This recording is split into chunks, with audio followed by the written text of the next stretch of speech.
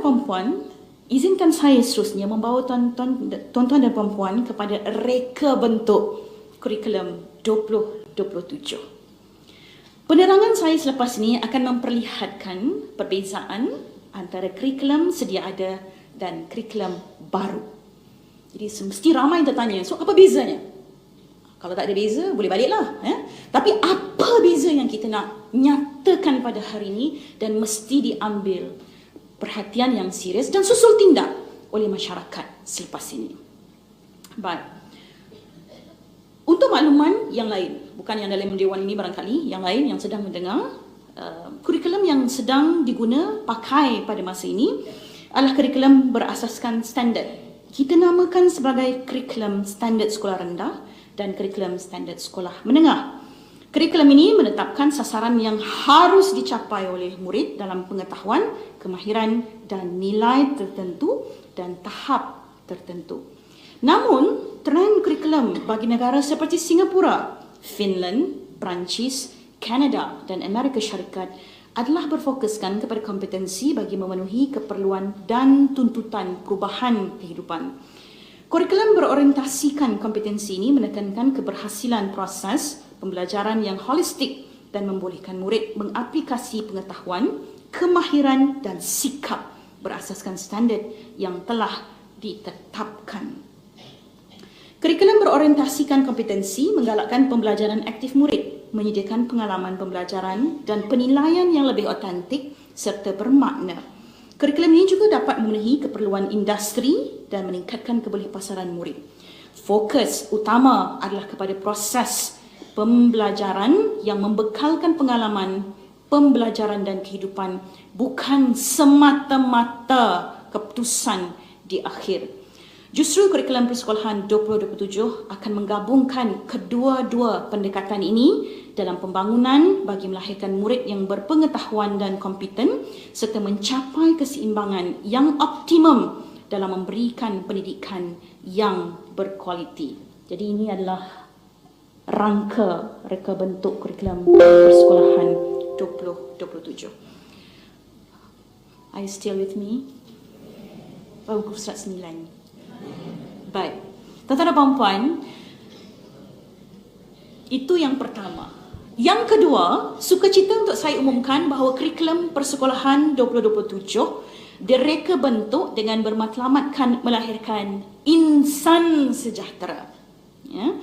Yang ini adalah menjadi hasrat dalam falsafah pendidikan kebangsaan yang sentiasa menekankan yang disebut sebagai kesejahteraan, ya, insan sejahtera. Jadi apa ciri-ciri insan sejahtera ini, tuan-tuan dan puan-puan? Iaitu mengamalkan kehidupan seimbang dalam segala aspek, sentiasa membudayakan pembelajaran sepanjang hayat, menghargai perpaduan dan keharmonian kaum serta menghormati kepelbagaian, menjadi warga negara yang beradab dan bertanggungjawab dan berdaya saing pada peringkat global. Konsep insan sejahtera ini juga menekankan kepada keupayaan murid dalam membangunkan hubungan sosial yang sihat dalam lingkungan kehidupan mereka, serta menekankan soal keterangkuman kepada semua pihak, iaitu tidak ada pihak yang akan terpinggir atau ketinggalan. Hal ini bermakna murid selain arus perdana seperti kaum minoriti, murid kawasan pendalaman, murid berkeperluan pendidikan khas dan murid pintar cerdas juga diberikan peluang yang sama rata dan mencapai matlamat insan sejahtera. Seterusnya tuan-tuan dan puan-puan, ketiga, ya, reka bentuk yang ketiga. Reka bentuk kurikulum persekolahan 2027 terdiri daripada 7 domain. Ini dia. Yang disampaikan melalui kandungan, pedagogi dan pentaksiran. 7 domain ini saling berkait bagi melahirkan insan sejahtera yang mengamalkan kehidupan seimbang dalam segala aspek kehidupan, iaitu domain perkembangan diri, komunikasi, tanggungjawab, fasih digital, literasi pelbagai, kemahiran berfikir dan pembelajaran sepanjang hayat. Domain ini juga telah mengambil kira semua elemen merentas kurikulum dan 6 tunjang dalam kerangka KSSR dan KSSM. Fokus pembelajaran dan pembentukan karakter dalam pelbagai disiplin ilmu akan disesuaikan dengan setiap tahap bermula daripada tahap prasekolah sehinggalah ke tahap pendidikan menengah atas yang melibatkan murid tingkatan 4 dan tingkatan 5. Tuan-tuan dan puan-puan, kurikulum prasekolah akan dibangunkan dengan memberi fokus untuk melahirkan murid yang mempunyai kebolehan berkomunikasi dan bersosialisasi dengan yakin serta memiliki sifat kasih sayang, berdaya tahan, mampu menyelesaikan masalah dan berkeinginan untuk belajar. Melalui kaedah bermain dan meneroka, murid memperolehi pengalaman pembelajaran yang bermakna dan menyeronokkan. Sebagai persediaan awal, murid akan terus diberikan ruang untuk pembelajaran dalam medium bahasa Melayu dan bahasa Inggeris di peringkat prasekolah. Tuan-tuan dan puan-puan, ini adalah rangka penting yang saya telah mulakan dengan prasekolah. Ada satu persamaan yang kita lihat, semuanya menetapkan premis pembentukan karakter. Dan tahap-tahap ini jangan bincang sekarang, sabar dulu. Dia bincang dah sekarang, laju KPM ni. Jadi bagi memudahkan guru memberi fokus pembelajaran sejajar dengan kematangan usia murid, maka tahap persekolahan dan fokus kurikulum perlu disusun semula. Untuk itu, pendidikan rendah akan dibahagikan kepada 3 tahap. Pembahagian ini merupakan suatu pendekatan baharu bagi kejelasan fungsi fokus utama pembelajaran. Pendidikan rendah tahap 1 akan melibatkan kumpulan murid tahun 1 dan tahun 2. Fokus utama pembelajaran ialah penguasaan literasi dan numerasi serta pembangunan karakter. Murid akan melalui pengalaman pembelajaran secara didik hibur agar mereka berminat untuk mengikuti pembelajaran secara formal dan bermotivasi untuk hadir ke sekolah. Intervensi awal akan dilaksanakan bagi memastikan murid menguasai kemahiran literasi dan numerasi.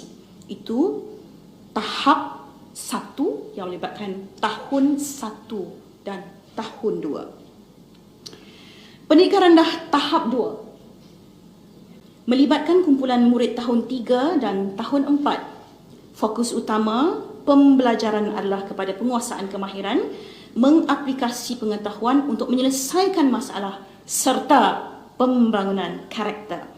Pembelajaran pada tahap ini boleh diperluaskan kepada perkara yang lebih mencabar dan memerlukan rangsangan kognitif yang lebih tinggi. Murid di tahap ini berpeluang untuk mempelajari dan meneroka elemen TVET seperti kemahiran hidup, teknologi dan digital lebih awal. Jadi dalam konteks untuk tahap 2 ini, aplikasi kemahiran dan tumpuan kepada elemen TVET seperti kemahiran hidup, teknologi dan digital akan diberikan lebih awal. Pendidikan rendah tahap 3 pula akan melibatkan kumpulan murid tahun 5 dan tahun 6. Fokus utama pembelajaran ialah penguasaan kemahiran, menganalisis dan menghasilkan inovasi. Pembelajaran juga berfokus kepada peningkatan keupayaan kognitif dan pembangunan karakter. Tahap ini merupakan persediaan ke sekolah menengah. Tuan-tuan dan puan-puan, pendidikan menengah rendah melibatkan murid tingkatan 1 hingga tingkatan 3.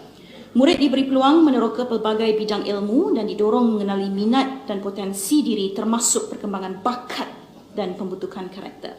Fokus pembelajaran murid diperluaskan kepada disiplin ilmu yang baru seperti persediaan pembelajaran pada peringkat menengah atas. Pendidikan menengah atas melibatkan murid tingkatan 4 dan 5. Murid disediakan dengan laluan bidang yang ingin diceburi ke peringkat pengajian tinggi dan dipersiapkan untuk menjadi sebahagian daripada masyarakat. Fokus pembelajaran dan pembentukan karakter dalam pelbagai disiplin ilmu akan lebih mendalam dan meluas. Murid juga diperkenalkan dengan pengalaman bekerja melalui perantisan. Tuan-tuan dan puan-puan, izinkan saya. Salam sejahtera, salam madani. Yang berbahagia, ahli panel pertama kita iaitu Cikgu Syasha. Ahli panel yang kedua iaitu Cikgu Munirah dan seterusnya ahli panel yang ketiga, Ustaz Shah. Assalamualaikum warahmatullahi wabarakatuh. Semua panel dan hadirin forum. Saya dengan sukacitanya mempersembahkan forum kami hari ini yang memberi tumpuan kepada transformasi kurikulum ke unit pengajaran dan pembelajaran.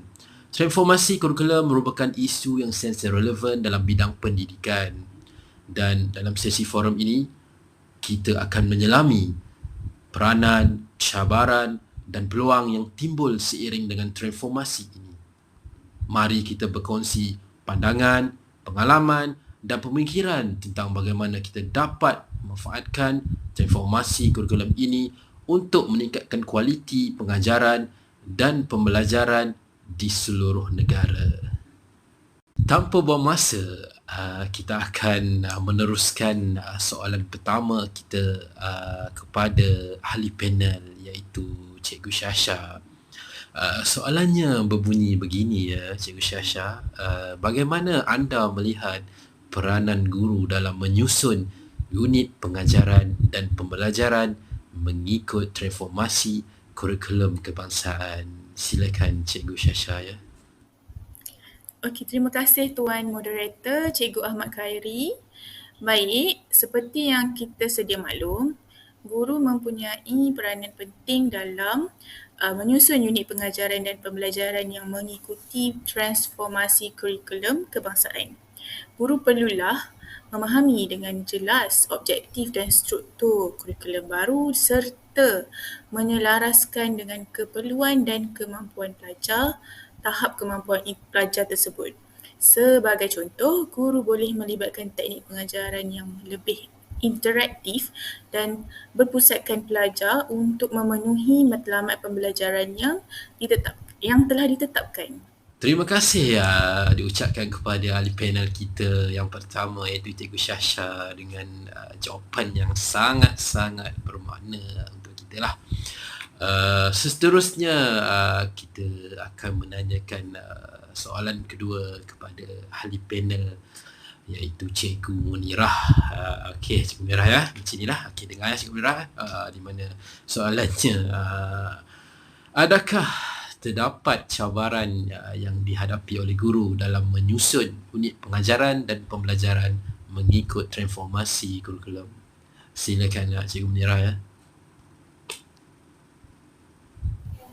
Terima kasih kepada Tuan Moderator kita, Cikgu Ahmad Khairi.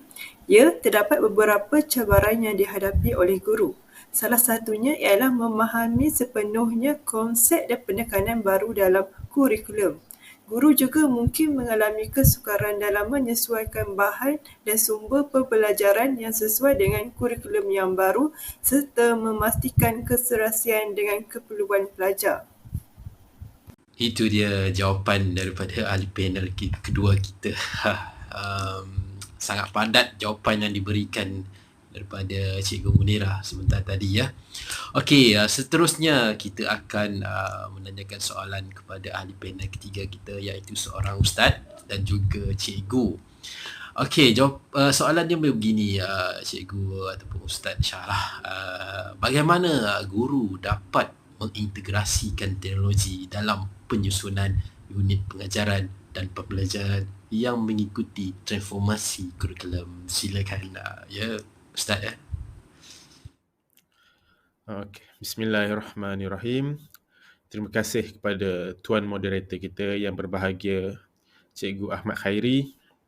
Okey, untuk menjawab pandangan dan soalan yang dilontarkan oleh Tuan Moderator kita, bagi pandangan saya lah ya, guru boleh menggunakan pelbagai alat dan aplikasi teknologi untuk meningkatkan kualiti pembelajaran. Sebagai contoh lah ya, penggunaan platform pembelajaran dalam talian yang mempunyai perisian interaktif dan multimedia dapat membantu meningkatkan daya tarikan dan interaktiviti dalam pengajaran serta pembelajaran. Terima kasih. Assalamualaikum warahmatullahi wabarakatuh.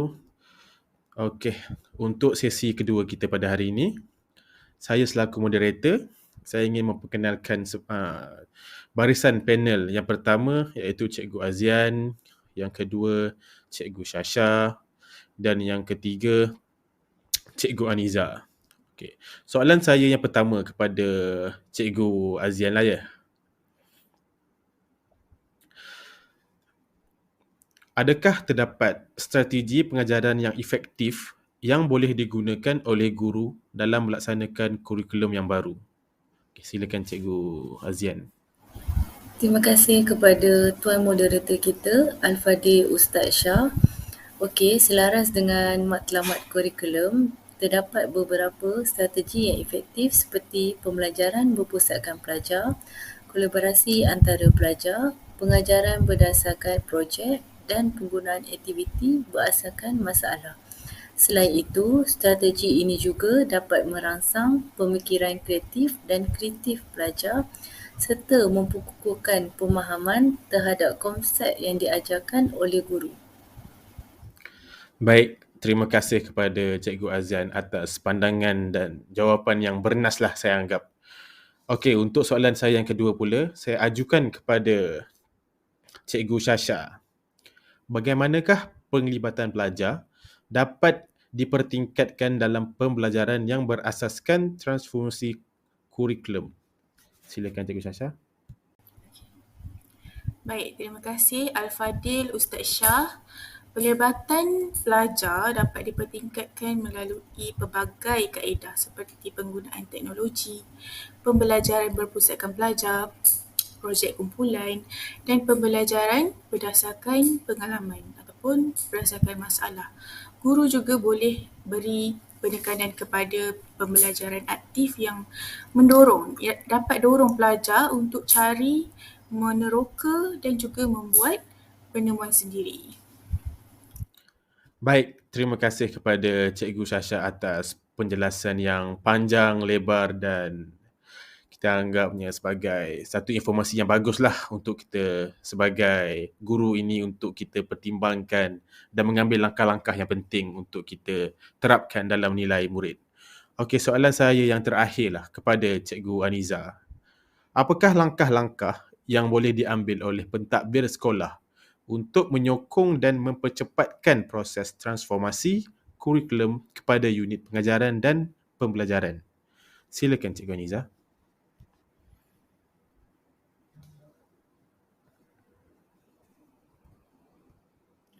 Terima kasih kepada Tuan Moderator kita, Al-Fadhil Ustaz Shah.